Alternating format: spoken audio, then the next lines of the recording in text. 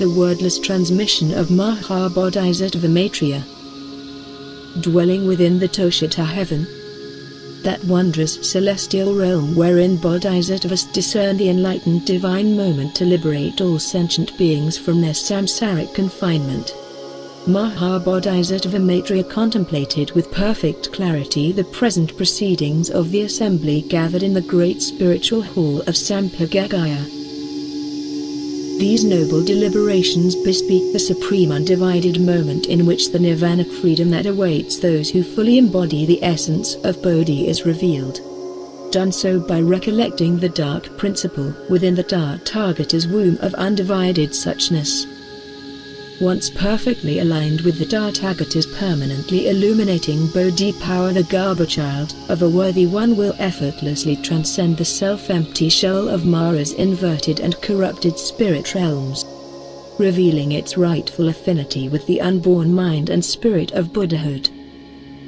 Thus fulfilled with the singular supreme will, Mahabodhisattva Maitrya descended from the Tushita Heaven and miraculously appeared before the assembly to further expound on the deathless Dharma. The appearance of this great Bodhisattva of light heralded the age of the unborn, wherein the final revelation of this dharma-ending age was bestowed. Whosoever awakens to and fully recollects the undivided awareness power of the unborn Buddha mind will freely possess the hidden and real nature of Nirvana.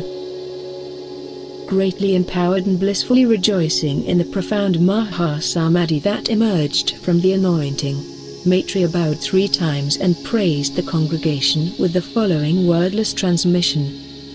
Blessed One, I address those who hold sufficient virtue and a great eagerness to witness the power of your unborn mind as such and nothing else. I address those who hold sufficient virtue and a great eagerness to distinguish your absolute reality before all other self-empty paths that belong to the evil one's temporal consciousness and not yourself. I address those who hold sufficient virtue and a great eagerness to possess your noble wisdom, by holding its everlasting power whose miraculous liberty burns within them, thus releasing their spirit and mind from all further ignorance and suffering.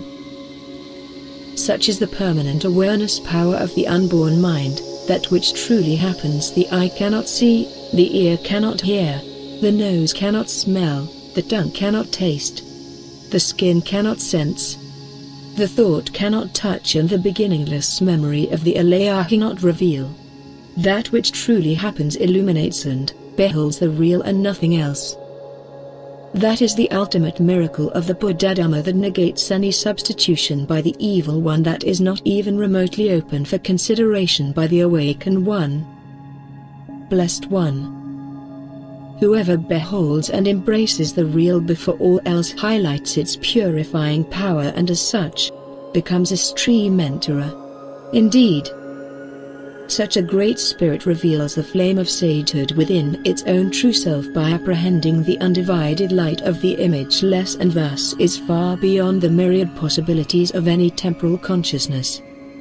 Centered in divine light, it reviews this luminous miracle of all miracles. Being thus revealed and properly possessed, it is able to use it in the ascension of its own spirit and mind that is beyond the temporal consciousness and ever-changing architecture of the evil one. Soaring upwards and through the golden sky of enlightenment, like a skillful and faithful chariot standing firmly on your burning wagon of noble wisdom, this conqueror of all passions keeps its spirit free and unhindered by position or possession through the tenfold revelation of your unborn mind. Blessed are those who hold sufficient virtue to see beyond the haze of their temporal consciousness, for what is truly seen through the veiled boundaries of phenomenal consciousness is nothing more than a friction between the vibrative creative nature of their spirit and the vibrating created nature of their temporal consciousness that is created by their inverted mind. What awaits them once they manage to fully penetrate this regenerative body of old habits and desires is the blessed nirvanic self-fulfillment of beholding the complete and real and permanent kingdom of their true nature, the Dharmakaya. To taste this incomparable wisdom of all Buddhas and Bodhisattvas is to instantly know the true nature of the deathless. Hence one is no longer easily deceived by the decaying and ever-changing nature of the temporal consciousness that is nothing more than the self-empty realms of the evil one disguised as a substitute for your noble wisdom.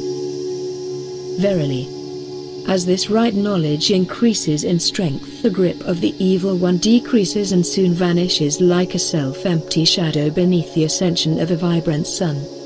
Indeed, such a shining body of truth is the unfixed and perfect mark of the Buddha Dhamma, one that comes directly from you, devoid of shadow, acting instantaneously and flawlessly without any trace of evil in itself.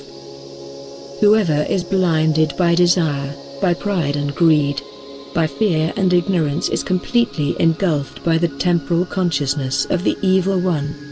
Thus one cannot behold the true nature of your unborn mind due to these habitual impurities in spirit and mind. All Buddhas since beginningless time have proclaimed such spirits to be less capable of reviewing anything beyond their temporal consciousness, for they live in a thick haze of divided and artificial light, from which an apparent progression is the only constant. As a result, these spirits are unable to raise themselves to the permanent kingdom of the Dharmakaya. Blessed One, your unborn mind is the very body and essence of Buddhahood. Whoever knows the true nature of this golden lamp completely, is free to possess the nirvanic body of a bodhisattva and ultimately, the absolute body of a Buddha with the 32 perfect marks of noble wisdom. This incomparable truth shines purely as itself in your imageless mind. It is a light of no artificial support, and whoever possesses this incomparable light of the imageless mind, possesses the invaluable virtue of seeing beyond the deceiving haze of their temporal consciousness, having full view of the shore of Nirvana. Indeed, such sages recognize their own true family as easily as a child recognizes the face of its true father and mother even in the midst of a great gathering. Such stream-enterers will never again experience the pain of temporal ignorance and separation, for their awakened eyes are seeing with your eyes, not the eyes of the evil one. Here the deceptions of the temporal are rendered mute, and thus, such adepts become impervious to any deceptions of the temporal, for where they are, evil cannot reach, let alone affect.